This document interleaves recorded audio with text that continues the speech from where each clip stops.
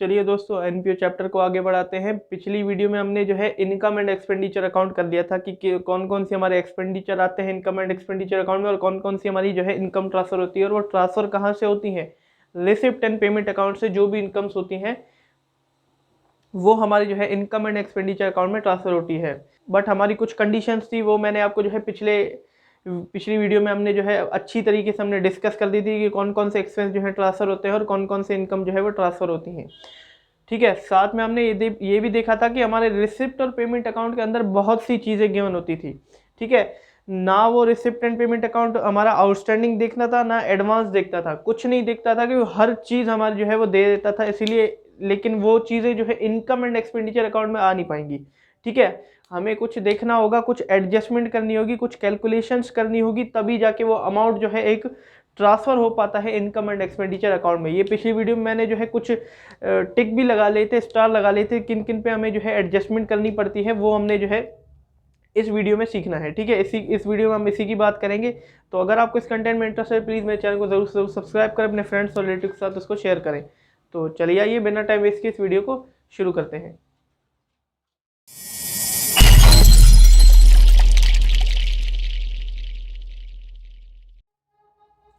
तो दोस्तों, आपकी बुक में भी एक टॉपिक दिया हुआ है जिसका नाम है adjustment of item in income and expenditure account. ठीक है, वही आइटम बेसिकली होते हैं जिनमें हमें जो है एडजस्टमेंट करनी पड़ती है। और एडजस्टमेंट क्यों करनी पड़ती है? क्योंकि रिसिप्ट एंड पेमेंट अकाउंट मैंने आपको सिखाया था, उसमें मैंने सिखाया था कि उसमें हर चीज़ें गिवन होती है। ठीक है, रिसिप्ट एंड पेमेंट अकाउंट देखता है कि अगर रिसिप्ट आ रही है मेरे पास, अगर कोई कैश आ रहा है, उसको रिकॉर्ड करो। कुछ मत देखो कि वो आउटस्टैंडिंग का है, नेक्स्ट ईयर का आ रहा है, कुछ नहीं देखना हमें, कैपिटल है, रेवेन्यू है, कुछ नहीं। और बोलता है कि अगर हमारे से पैसा जा रहा है, यानी कि कैश जा रहा है, तो पेमेंट साइड क्रेडिट साइड इसको लिख दो। कोई दिक्कत नहीं है कि वो आउटस्टैंडिंग हम पे कर रहे हैं, एडवांस हम पे कर रहे हैं, सब चीज़। बट इनकम एंड एक्सपेंडिचर का अकाउंट का ये जो है फंडा नहीं है। इनकम एंड एक्सपेंडिचर अकाउंट जो है ईयर का सरप्लस और ईयर का डेफिसिट निकालता है। जिस ईयर में हम जो है इनकम एंड एक्सपेंडिचर अकाउंट बना रहे हैं, उसी ईयर का हम सरप्लस निकाल रहे हैं इस अकाउंट से, या तो फिर उसी ईयर का हम जो है डेफिसिट निकाल रहे हैं। एक्रूअल कॉन्सेप्ट हमने पढ़ा था।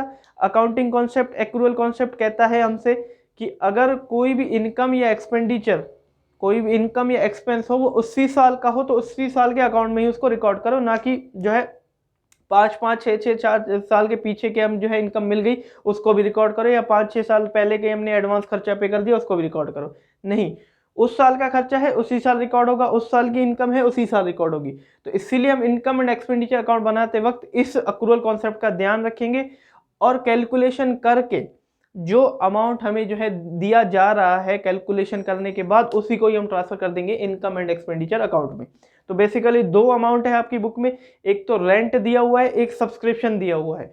रेंट चाहे सैलरी चाहे कोई भी एक्सपेंस हो, ये सबकी बात कर रहा है। ठीक है, और एक सब्सक्रिप्शन दिया हुआ है। साथ में मैंने आपको एक और भी जो है टिक लगवाया था कंज्यूमेबल आइटम का, तो वो भी हम जो है इसी वीडियो में कवर करेंगे। तो एक एक करके सबको जो है कवर कर लेते हैं, और पता लग जाएगा कि हमें इनकम एंड एक्सपेंडिचर अकाउंट में क्या क्या एडजस्टमेंट जो है देखने को मिलती है।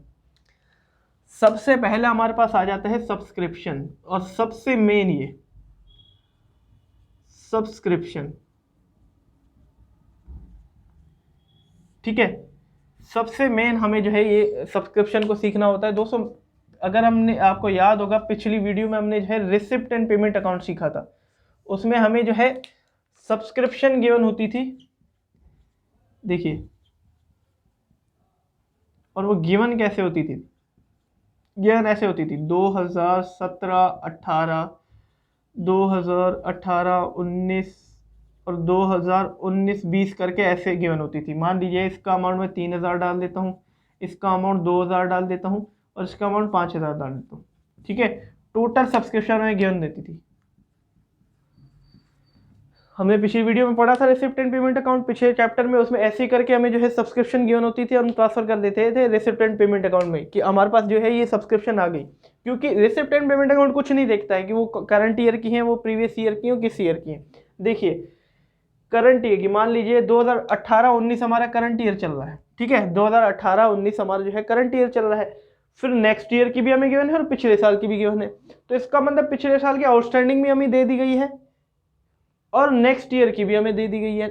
नेक्स्ट ईयर की कौन सी होगी? एडवांस दे दी गई है।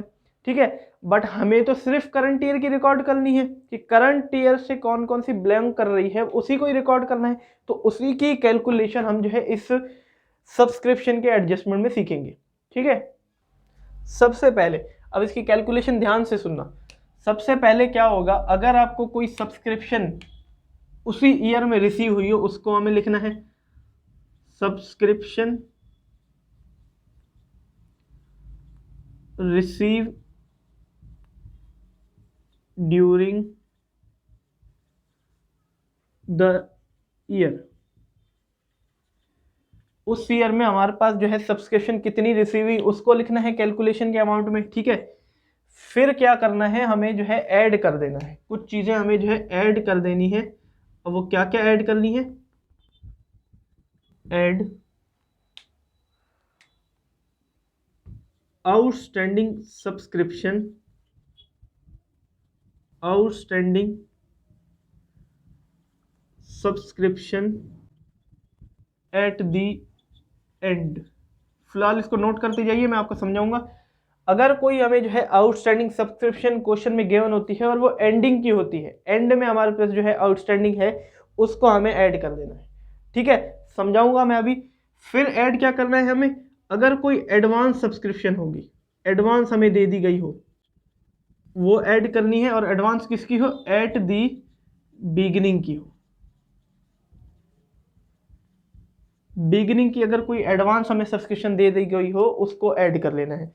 सबसे पहले subscription receive during the year, कितनी हमारे पास जो है सब्सक्रिप्शन रिसीव हुई है उस ईयर में। करंट ईयर का बना रहे, अगर 2018-19 का बना रहे, मतलब कि 2018-19 मतलब फाइनेंशियल ईयर 1 अप्रैल 2018 टू 31 मार्च 2019, इसी को हम 2018-19 फाइनेंशियल ईयर बोलेंगे। तो उस फाइनेंशियल ईयर यानी कि 2018-19 में कितनी हमारे पास सब्सक्रिप्शन रिसीव हुई वो लिखना है, और उसमें ऐड कर देना है outstanding subscription at the end, कि हमारे पास आउटस्टैंडिंग एंडिंग में, आउटस्टैंडिंग एंडिंग एक टर्म आ गया। ठीक है, वहां सब्सक्रिप्शन कितनी रिसीव हुई है, और advance subscription at the beginning, यानी कि एडवांस सब्सक्रिप्शन बिगिनिंग में हमारे पास कितनी रिसीव हुई है, उन दोनों को हमें जो है ऐड कर देना है। फिर इससे कुछ अमाउंट लेस होंगे। लेस क्या होंगे, यहां पे outstanding subscription at the end था, अब लेस हो जाएगा बिगिनिंग का, outstanding subscription at the beginning. ठीक है, बिगिनिंग में हमें जो है सब्सक्रिप्शन जो मिली है वो हमें लेस कर देनी है, और एडवांस सब्सक्रिप्शन भी हमें लेस कर देनी है। यहाँ पे बिगिनिंग की थी तो यहाँ पे एंडिंग की हो जाएगी, advance subscription at the and.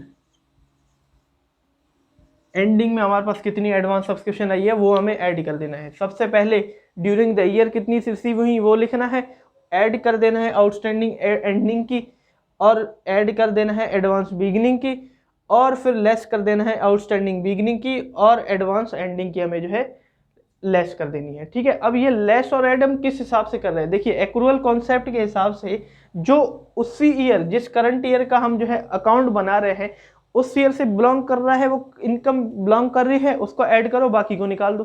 क्योंकि रिसिप्ट एंड पेमेंट अकाउंट में तो हमें हर चीज़ें गिवन होती है, पिछले साल की भी गिवन होती है, अगले साल की भी गिवन होती है।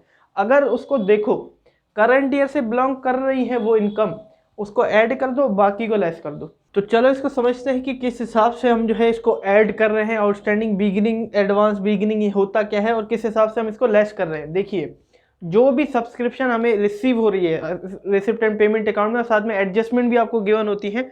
ठीक है, उस हिसाब से जो भी करंट ईयर से बिलोंग कर रहा है उसको ऐड कर दो, बाकी के सबको लेस कर दो। अब ये बिगिनिंग और एंडिंग का क्या मतलब हुआ, देखिए आज हमारा जो करंट ईयर चल रहा है वो चल रहा है 2021।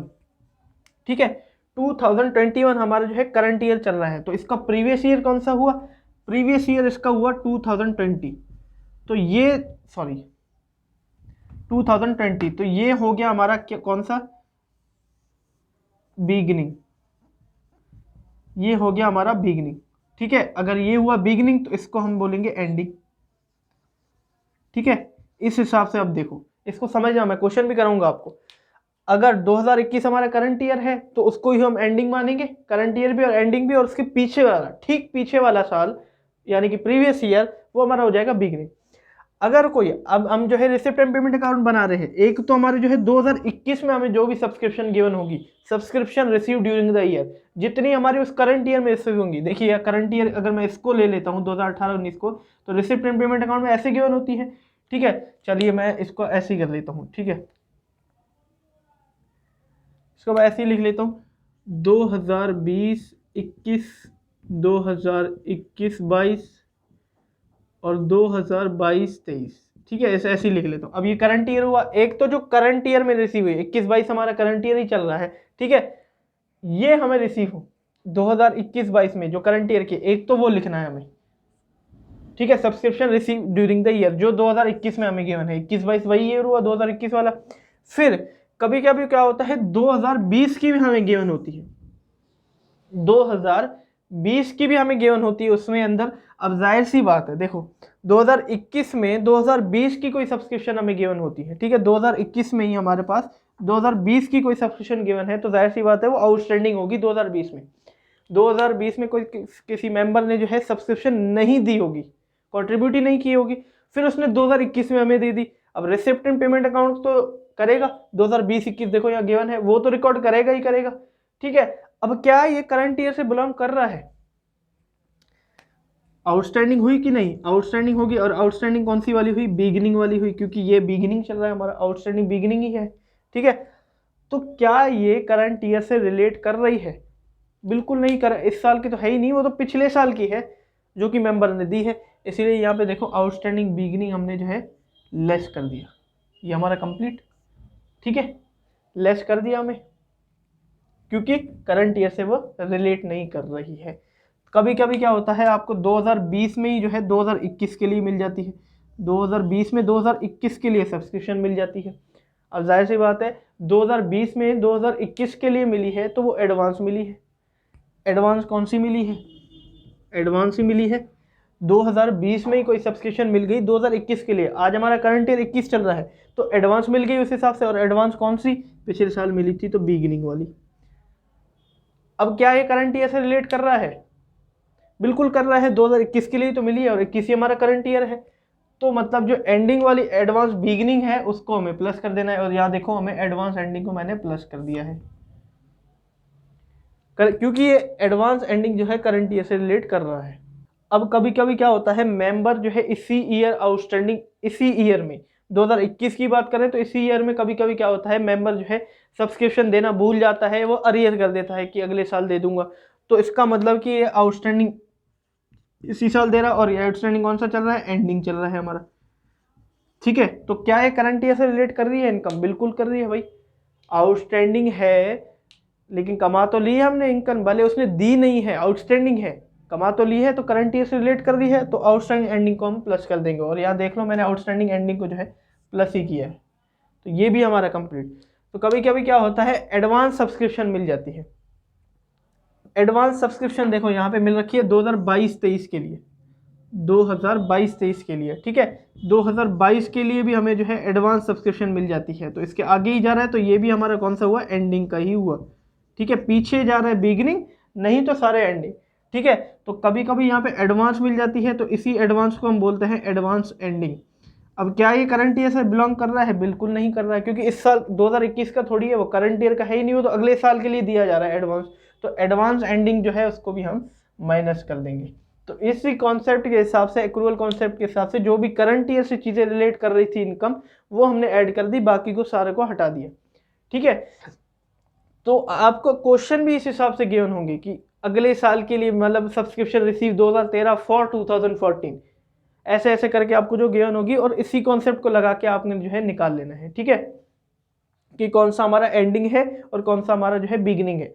जो आपका करंट ईयर है, क्वेश्चन में करंट ईयर कैसे पता लग जाएगा, आपको क्वेश्चन में गिवन होगा subscription receive during the year, वो ईयर का नाम आपको जो है, ईयर का नंबर गिवन होगा, वही आपका करंट ईयर है, क्योंकि करंट ईयर की जो है सब्सक्रिप्शन रिसीव में जो है गिवन होती है। तो उसके ठीक पिछला साल हमारा एंडिंग का हुआ, और वही जो करंट ईयर होता है वो एंडिंग का ही माना जाता है। अगर आपको कोई आगे का साल गिवन है, वो भी एंडिंग ही जो है आपका माना जाएगा। ठीक है, तो क्वेश्चन में आपको पहले करा देता हूं ताकि आपका जो है कॉन्सेप्ट क्लियर हो जाए। चलिए, इलस्ट्रेशन नंबर 3 आपको जो है गिवन है पेज नंबर 159 पे, आप स्क्रीन पे देख सकते हैं, ठीक है। नहीं तो आप बुक खोल लीजिए, उसमें आपको दिख रहा होगा पेज नंबर 159 में, उसको कर लेते हैं। आपका जो है सारा कॉन्सेप्ट इससे क्लियर हो जाएगा। इलस्ट्रेशन नंबर 3, ठीक है। आप देख सकते हैं इलस्ट्रेशन में गिवन है subscription receive during the year 2013। देखिए सब्सक्रिप्शन हमें जो है 2013 में गिवन है, 2013। फिर ये हमारा कौन सा ईयर हुआ?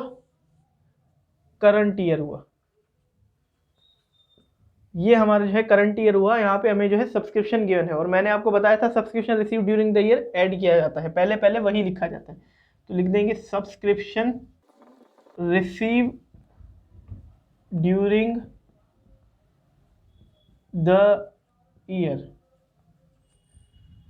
2013, और उसका अमाउंट क्या है? 15,000। उस ईयर में हमारे पास 15,000 की जो है सब्सक्रिप्शन गिवन है। अब लिखा क्या है? Subscription outstanding as on 31 December 2013।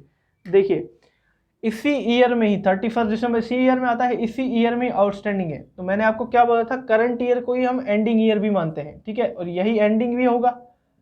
अगर आपको आउटस्टैंडिंग एडवांस इसी ईयर में ही गिवन होता है, एडवांस तो भले नहीं होगा, आउटस्टैंडिंग ही होगा इसी ईयर में, तो इसी को ही हम जो है आउटस्टैंडिंग एंडिंग मानते हैं। पिछले अभी मैंने पिछली स्लाइड में आपको समझाया।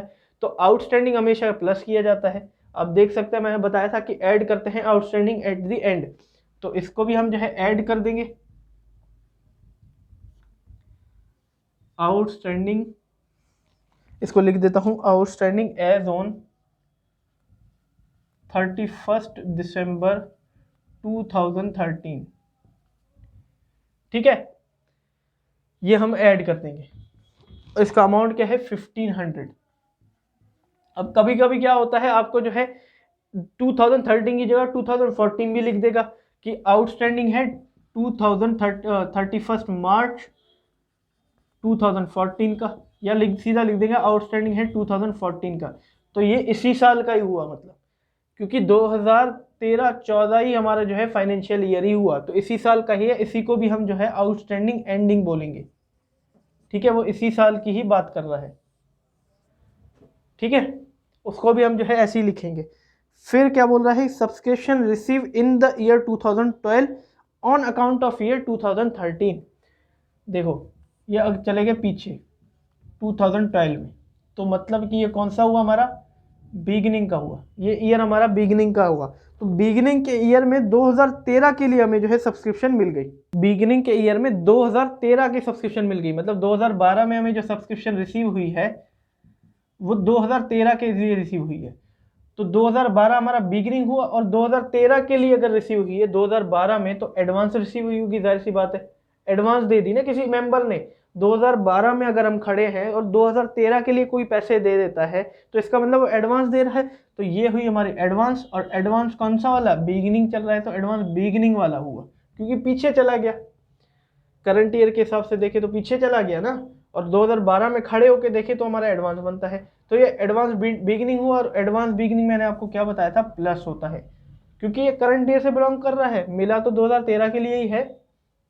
एक सब्सक्रिप्शन है रिसीव हुई है 2012 में, और किसके लिए रिसीव हुई है? सबसे मेन बात ये देखो ना, 2013 के लिए तो रिसीव हुई है, तो करंट ईयर से ही तो बिलोंग कर रही है, करंट ईयर से ही जो है बिलोंग कर रही है, उसी के लिए रिसीव हुई है, क्योंकि करंट ईयर हमारा 2013 है। तो उसको ऐड कर देंगे, ऐड कर दो।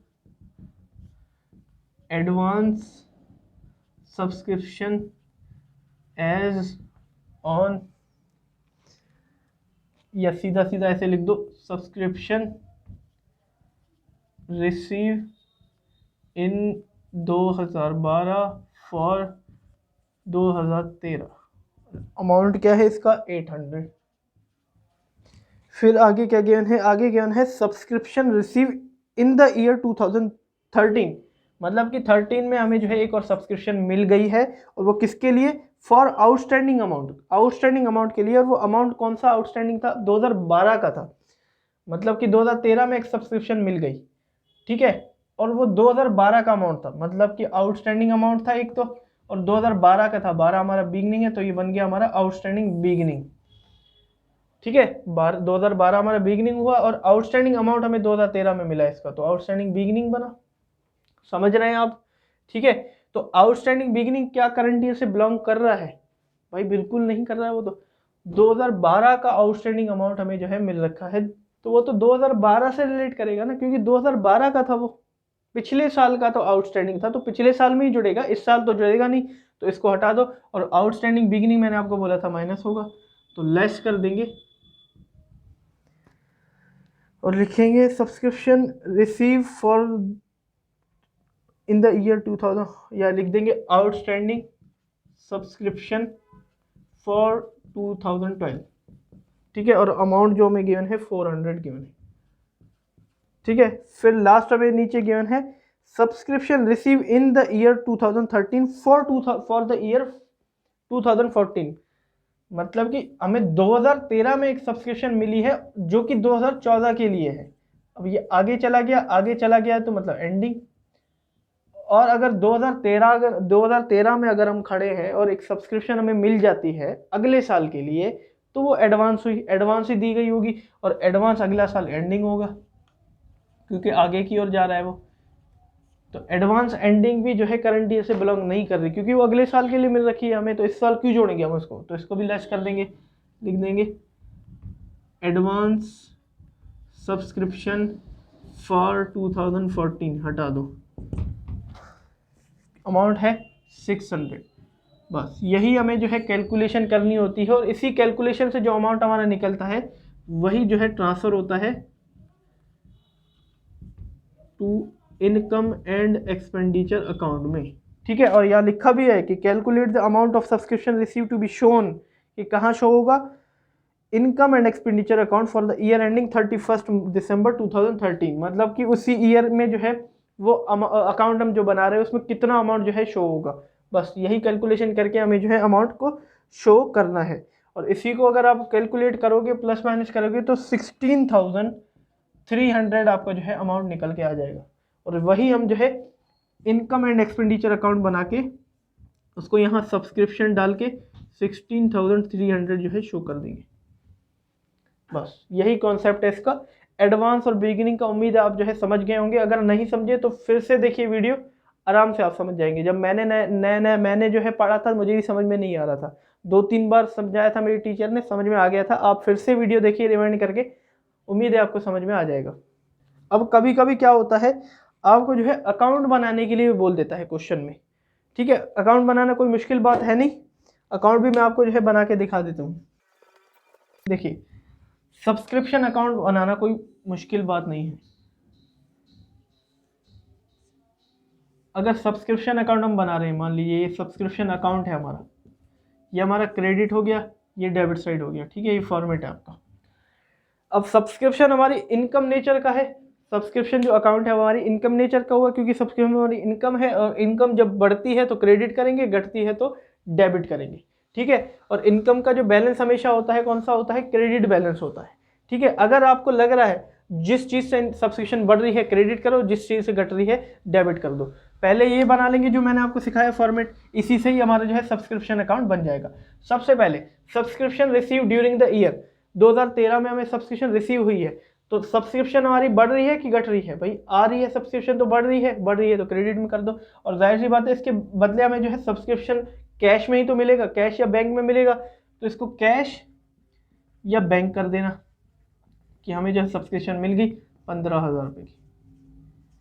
फिर हमें लिखा है कि आउटस्टैंडिंग एज ऑन दिसंबर, मतलब कि जो है आउटस्टैंडिंग का अमाउंट भी हमें मिल गया जो कि इसी साल का था, एंडिंग का ही था, और ऐड हो रहा है। देखो तो सब्सक्रिप्शन इससे बढ़ रही है, तो इसको भी हम लिख देंगे आउटस्टैंडिंग एंडिंग को भी हम जो है ऐड कर देंगे।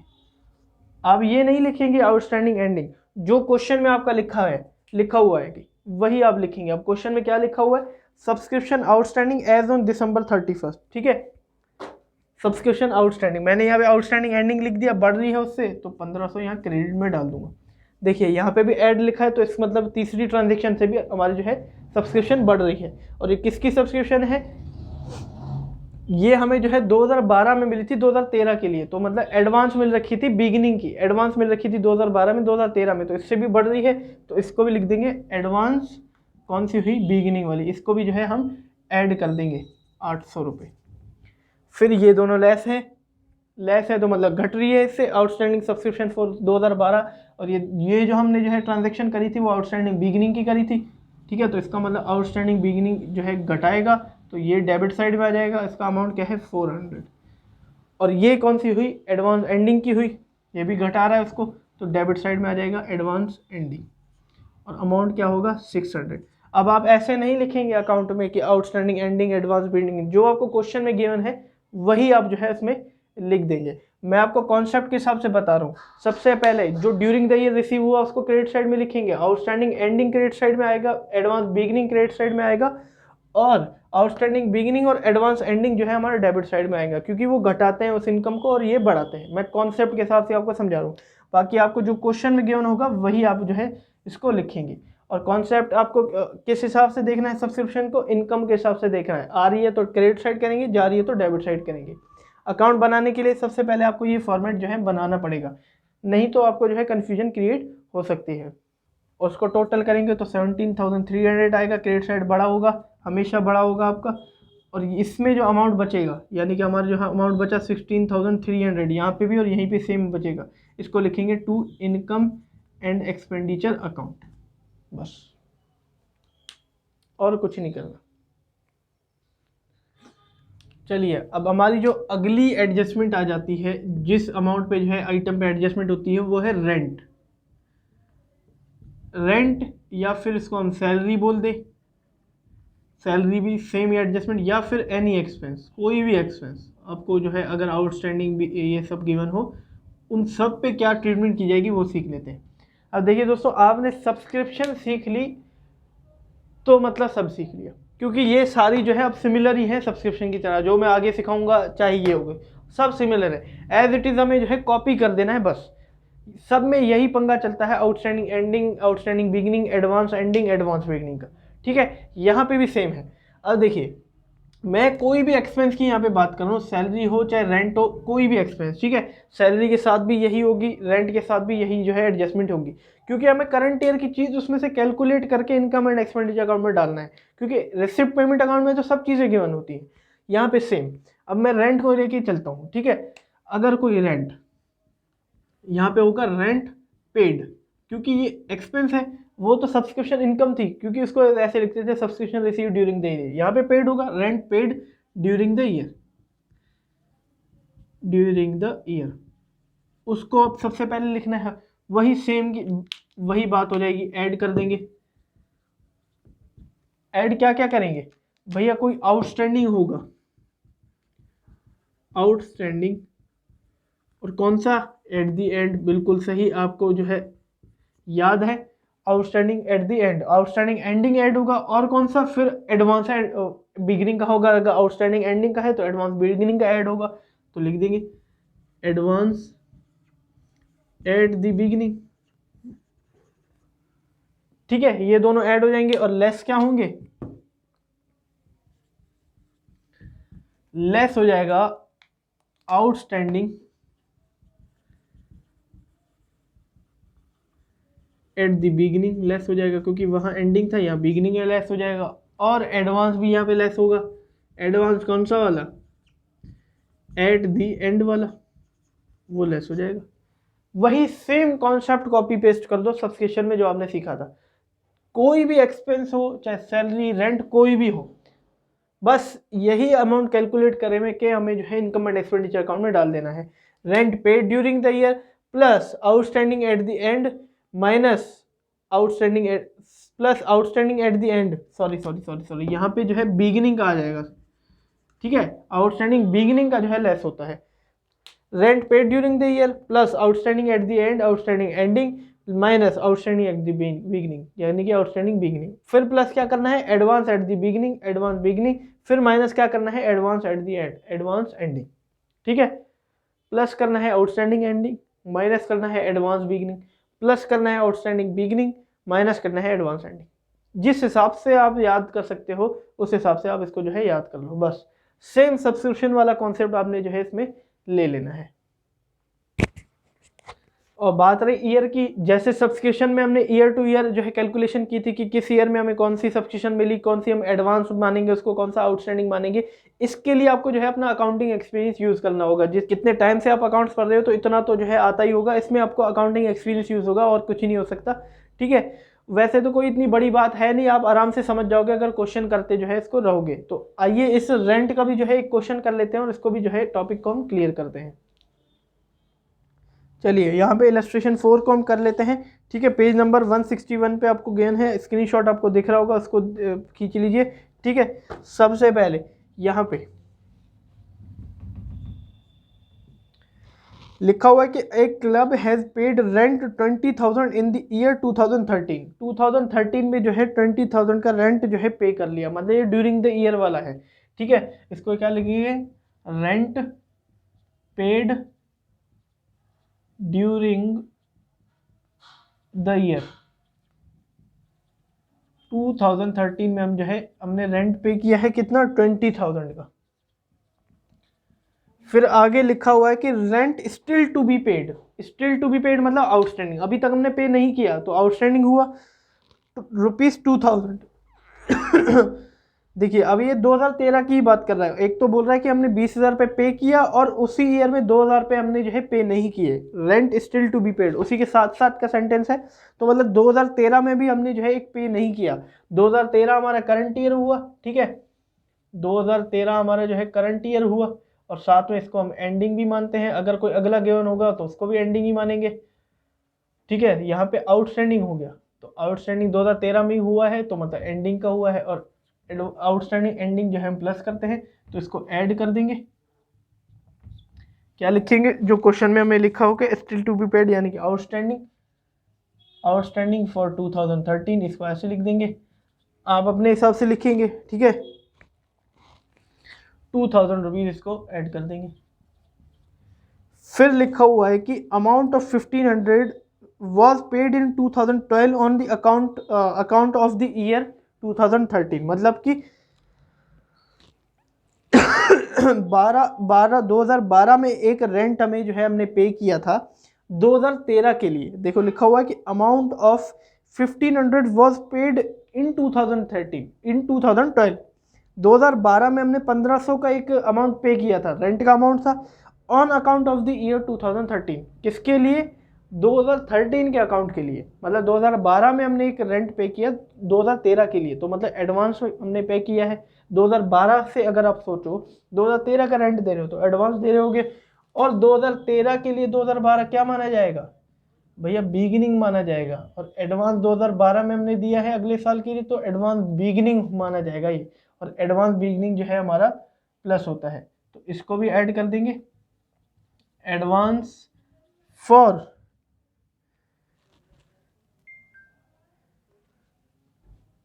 एडवांस पेड इन 2012 फॉर 2013, और ये करंट ईयर से बिलोंग कर रहा है रेंट, इसको भी हम जो है ऐड कर देंगे। और अमाउंट इसका अगर हम देखें तो 1,500 हुआ। ठीक है, फिर आगे देखते हैं, कैलकुलेट द अमाउंट ऑफ, मतलब बस और कुछ है ही नहीं, बस यही हमें जो है कैलकुलेट करना है बस। और इसी को ही कैलकुलेट से जो अमाउंट आया वो कहाँ ट्रांसफ़र हो जाएगा, to income and expenditure account में जो है ट्रांसफ़र हो जाएगा। बस यही कैलकुलेशन हमें करनी है, और इसी हिसाब से आपको क्वेश्चन गिवन होते हैं, outstanding at the end, outstanding at the beginning. इसका क्वेश्चन मैंने जो है इंपॉर्टेंट क्वेश्चन अक्टूबर एग्जामिनेशन के लिए करा रखा है, ये आते हैं। ठीक है, तो ये साल की जो है अगर आपको दिक्कत आती है तो प्लीज़ इसको सुधार लीजिए, आप करते रहिए क्वेश्चन। बाकी मैंने आपको समझा दिया कि किस हिसाब से जो है हमें साल लेने हैं। एक तो करंट ईयर आपको गिवन होगा, अगर 2013 यहाँ पे गिवन है तो उसका पिछला साल आपका जो है 2012 होगा, और वही आपका जो है बिगिनिंग माना जाएगा, और करंट ईयर ये आपका एंडिंग माना जाता है। ठीक है, अगर आपको अगला साल भी गिवन है एडवांस, मान लीजिए 2014 के लिए भी आपको गिवन है तो उसी को भी हम जो है एंडिंग ही मानते हैं। तो इसी हिसाब से आप आउटस्टैंडिंग या एडवांस आप इसको जो है कंसीडर करेंगे, फिर वो बिगिनिंग का होगा अगर 2012 में हुआ, एंडिंग का होगा तो 2013 में हुआ तो एंडिंग का होगा, अगर 2014 में भी हुआ तो भी वो एंडिंग का माना जाएगा। बस इस हिसाब से आपको जो है करना है। बाकी क्वेश्चन आ रखे हैं इस एग्जामिनेशन में, आप जाके वीडियो देखिए, वो इंपॉर्टेंट क्वेश्चन वाली एनपीओ की, उसमें क्वेश्चन है, और वो भी मैंने वहाँ पे भी ये कॉन्सेप्ट मैंने अच्छे से जो है समझा रखा है। ठीक है, वहाँ पे भी आप जाके एक बार चेकआउट कर सकते हैं। ठीक है दोस्तों, बात करें अगर डेप्रिसिएशन के, आपको क्वेश्चन बुक में एक डेप्रिसिएशन की भी एडजस्टमेंट गिवन है, सेम एज इट इज जैसे हमने फाइनल अकाउंट्स में सीखी थी, वही हमें जो है डेप्रिसिएशन किस हिसाब से एनपीओ में भी करना है। ठीक है, सबसे पहले बैलेंस शीट में जो भी एसेट होगा उसमें से माइनस कर देना है, और इनकम एंड एक्सपेंडिचर अकाउंट की एक्सपेंडिचर साइड में हमें जो है उसको लिख देना है, बस और कुछ नहीं करना। जैसे हमने फाइनल अकाउंट में सीखा था वैसे सेम एज इट इज हमें जो है एनपीओ में भी करना है। इनकम एंड एक्सपेंडिचर की डेबिट साइड में, एक्सपेंडिचर साइड में हमें उसको लिखना है डेप्रिसिएशन को, और एसेट में से माइनस करना है अगर आपको एडजस्टमेंट में कोई डेप्रिसिएशन गिवन होता है। अगर सिर्फ और सिर्फ आपको जो है रिसिप्ट पेमेंट में डेप्रिसिएशन गिवन होता है तो वो खर्चा ही है, वो एक्सपेंडिचर साइड में आ जाएगा। उम्मीद है आप जो है इसको समझ गए होंगे।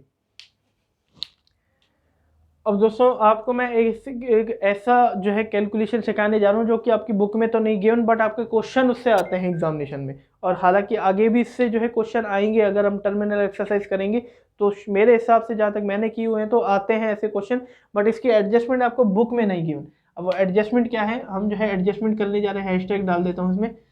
इसमें एडजस्टमेंट जो होगी वो calculation of amount of consumable item, consumable item, हमें जो है कैलकुलेशन करनी होती है कंज्यूमेबल आइटम की, कि एक ऐसा आइटम जो इनकम एंड एक्सपेंडिचर के अकाउंट की एक्सपेंडिचर साइड एक अमाउंट जाता है जो कि कंज्यूमेबल आइटम का अमाउंट होता है। देखिए क्या होते हैं कंज्यूमेबल आइटम, पहले इसको समझ लेते हैं। देखिए दोस्तों, जो एनपीओ होता है हमने पहले ही पढ़ लिया था, वो प्रॉफिट के लिए काम नहीं करता।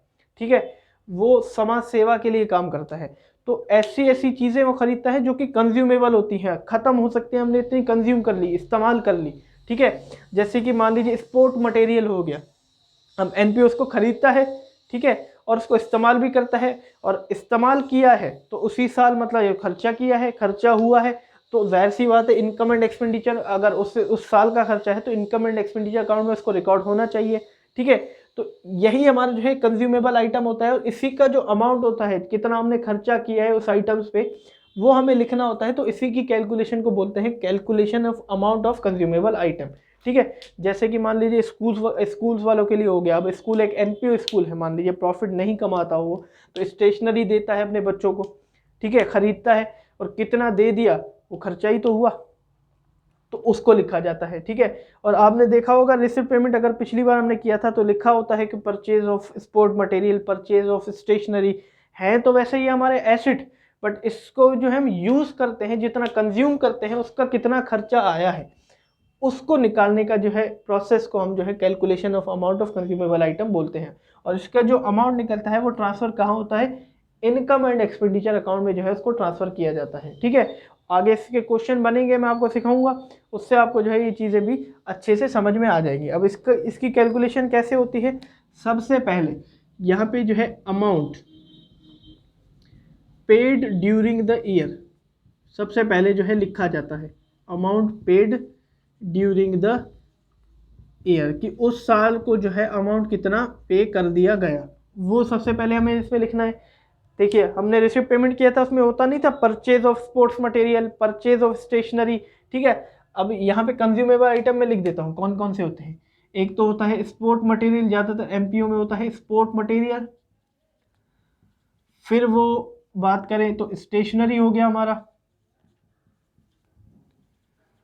मेडिसिन भी जो है खरीदता है, हॉस्पिटल कोई होते हैं एनपीओ वो मेडिसिन भी खरीदते हैं। ठीक है, ये हमारे कंज्यूमेबल आइटम है जो कि इस्तेमाल किए जाते हैं, और इस्तेमाल का खर्चा जो है वो लिखा जाता है इनकम एंड एक्सपेंडिचर अकाउंट में। आपको रिसिप्ट एंड पेमेंट अकाउंट के अंदर गिवन होता था purchase of sports material, purchase of stationery, purchase of medicine, ये गिवन होता था, पेमेंट साइड होता था कि नहीं, तो वही अमाउंट उठा के हमें यहाँ पे डाल देना है कि उस ईयर में हमने जो है कितना अमाउंट पे किया है वो लिख देना है। ठीक है, और साथ में हमें जो है इसमें ऐड कर देना है, ऐड यानी कि प्लस कर देना है क्या, अगर कोई ओपनिंग स्टॉक हुआ तो, अगर कोई ओपनिंग स्टॉक हुआ यानी कि साल के शुरुआत में जो भी स्टॉक होगा, अब इसकी डेट मैं डाल देता हूं 1 अप्रैल अप्रैल या तो फिर 1 जनवरी। इस साल को कोई भी अगर ओपनिंग स्टॉक हमें गिवन होता है वो हमें जो है ऐड कर देना है इसमें। मान लीजिए आपको जो है अगर स्पोर्ट मटेरियल की बात करें तो स्पोर्ट मटेरियल का कोई ओपनिंग का स्टॉक साल की स्टॉक भी पड़ा होगा। जाहिर सी बात है उस ईयर हमने दूसरा अगर खरीदा है तो कोई तो पड़ा होगा पीछे, उससे पिछले साल का वही आके ओपनिंग स्टॉक बन गया होगा इस साल। ठीक है, तो साल की शुरुआत में जितना स्टॉक पड़ा है वो हमें जो है ऐड कर देना है। और साथ में ऐड और क्या करना है, क्रेडिटर एट द एंड। ठीक है, क्रेडिटर एट द एंड, ये मैंने जो है एक यूनिक टर्म लिख दी है, creditor at the end. Same आपने ये सीखी हुई है, इसको हम आउटस्टैंडिंग भी बोलेंगे, आउटस्टैंडिंग एट द एंड। जो आपने सीख लिया वो हमेशा प्लस ही होता है आउटस्टैंडिंग एंडिंग। ये आउटस्टैंडिंग एंडिंग की ही बात कर रहा है। भैया मान लीजिए हमने जो है कोई अमाउंट जो है उस साल पे ही नहीं किया। स्पोर्ट मटेरियल की बात करें, स्पोर्ट मटेरियल हमने खरीदा लेकिन वो अमाउंट अभी तक हमने उस साल पे ही नहीं किया, एंडिंग का अमाउंट ही हुआ कि अगर वो करंट ईयर कोई पे नहीं किया तो वो हमारा आउटस्टैंडिंग ही हुआ। और जिसको पे नहीं किया तो मतलब हमारे जो है लेनदार बढ़ गए। भैया जिससे हम एक हिसाब से उधार में माल हमने खरीद लिया, अभी तक पे ही नहीं किया, तो मतलब हमने स्पोर्ट मटेरियल उधार पे खरीदा है तो हमारे क्रेडिटर ही तो हुए। और कौन से क्रेडिटर, एंडिंग के क्रेडिटर, यानी कि क्लोजिंग के क्रेडिटर ही तो हुए अगर हमने आउटस्टैंडिंग अमाउंट नहीं दिया। तो वो हमें जो है ऐड कर देना है। और साथ में एडवांस आ गया, अब एडवांस भी ऐड करेंगे। और एडवांस कौन सा, एट द बिगिनिंग वाला, बिगिनिंग का जो है एडवांस हम इसमें ऐड कर देंगे। सबसे पहले amount paid during the year वो करेंगे। ऐड क्या क्या करना है, ओपनिंग स्टॉक कोई गिवन होगा वो ऐड करना है, अगर कोई आउटस्टैंडिंग होगा हमें, या फिर एंडिंग क्रेडिटर होगा या क्लोजिंग क्रेडिटर होगा, सेम ही बात होती है दोनों भी। ठीक है, वो ऐड कर देंगे। और कोई अगर बिगिनिंग का एडवांस होगा वो ऐड कर देंगे। फिर बात आ गई लेस की। लेस की अगर बात करें तो यहाँ पे ओपनिंग स्टॉक है तो माइनस कर देंगे क्लोजिंग स्टॉक, और जिसकी डेट क्या होगी 31 मार्च की एक डेट है, और अगर कैलेंडर ईयर हुआ तो दिसंबर 31 की एक डेट है, वो हम जो है इससे लेस कर देंगे। और यहाँ पे और क्या लेस करेंगे, क्रेडिटर लेस करेंगे। कौन से, यहाँ पे क्लोजिंग वाले हुए तो यहाँ पे ओपनिंग वाले होंगे, क्रेडिटर एट दी बिगनिंग। और सेम एज इट बाद ये भी हमारा जो है कौन सा हुआ, आउटस्टैंडिंग एट दी बिगिनिंग वाला आउटस्टैंडिंग हुआ, जो कि हमने पिछली दो रेंट में भी और सब्सक्रिप्शन में देख लिया कि हमेशा ही माइनस ही हुआ है। ठीक है, फिर यहाँ पे एडवांस हो गया, advance at the and, advance ending minus होता है, बस हमें माइनस कर देना है। और जो भी अमाउंट हमारा निकलेगा वही होगा हमारा जो है एक्सपेंस ऑन कंज्यूमेबल आइटम। इसका क्वेश्चन बनता है, इसको रट लीजिए, अभी आप नोट कर लीजिए। टर्मिनल एक्सरसाइज में मेरे हिसाब से इसमें एक जो है क्वेश्चन बनता है, हम करेंगे, और एग्जाम में ये क्वेश्चन बनता है। ठीक है, और इसकी कंज्यूमेबल आइटम की जो है एक क्वेश्चन बना था एग्जाम में, मैंने इंपॉर्टेंट क्वेश्चन में वो करा रखा है, जाके आप देख सकते हैं। ठीक है, इससे जो अमाउंट हमारा निकलेगा वो हमारा जो है कंज्यूमेबल आइटम का खर्चा होगा, और इनकम एंड एक्सपेंडिचर अकाउंट में जो है इसको ट्रांसफर किया जाएगा। ठीक है, इसमें बहुत कन्फ्यूजन होती है एनपीओ में, क्योंकि इसके हम क्वेश्चन करेंगे, क्वेश्चन करते करते हम जो है एनपीओ को सीखते हैं। ठीक है, अब मैं आपको ऐसे ही बता रहा हूँ कि क्या माइनस करना है क्या प्लस करता है, जब तक आपने खुद नहीं किया तो नहीं आएगा। अगर आज हमने ऐसी वीडियो देख के छोड़ दी तो भैया समझ में नहीं आया तो बिल्कुल कभी समझ में नहीं आएगा। वीडियो देखी है, गूगल पे जाओ, इससे क्वेश्चन निकालो कंज्यूमेबल आइटम के, उसको करना शुरू कर दो, और इसके बड़े बड़े इलस्ट्रेशन आप करो। अगर आपको आगे का भी आता है, नहीं आता है तो मेरे साथ आगे के क्वेश्चन अभी टर्मिनल एक्सरसाइज में हम करेंगे, उसको सीखना। ठीक है, तो बस यही सेम है। और ज़्यादातर आप देखोगे कि सब्सक्रिप्शन जैसा ही और रेंट जैसा ही जो है सेम आ जाता है। इसमें आउटस्टैंडिंग एंडिंग प्लस होता है, एडवांस बिगिनिंग प्लस होता है। ठीक है, और आउटस्टैंडिंग बिगिनिंग माइनस होता है और एडवांस एंडिंग माइनस होता है। साथ में बस ओपनिंग और क्लोजिंग स्टॉक का थोड़ा फंडा आ गया है यहाँ पे, और कुछ नहीं है इसमें। ठीक है, तो आज की वीडियो को हम इतना ही रखते हैं, बहुत बड़ी हो गई है वैसे भी ये वीडियो। ठीक है, तो धन्यवाद दोस्तों मेरी वीडियो को एंड तक देखने के लिए। आज की वीडियो के लिए इतना ही रखते हैं। अगली वीडियो में हम जो है बैलेंस शीट को सीखेंगे कि कौन कौन से अमाउंट जो है बैलेंस शीट में आते हैं। हालांकि आपने सीख रखी है, एसेट और लायबिलिटीज ही आते हैं, साथ में इसका क्वेश्चन करेंगे। और फिर जो है फाइनल क्वेश्चन करेंगे जो हमारे जो है एग्जामिनेशन में आता है, ठीक है। उसके और अगली वीडियो आएगी, तो ऐसी मेरी वीडियोस को देखते रहिए और पढ़ते रहिए, अपने फ्रेंड्स और रिलेटिव के साथ उसको शेयर करते रहिए। चलते हैं हम भी। Have a nice day.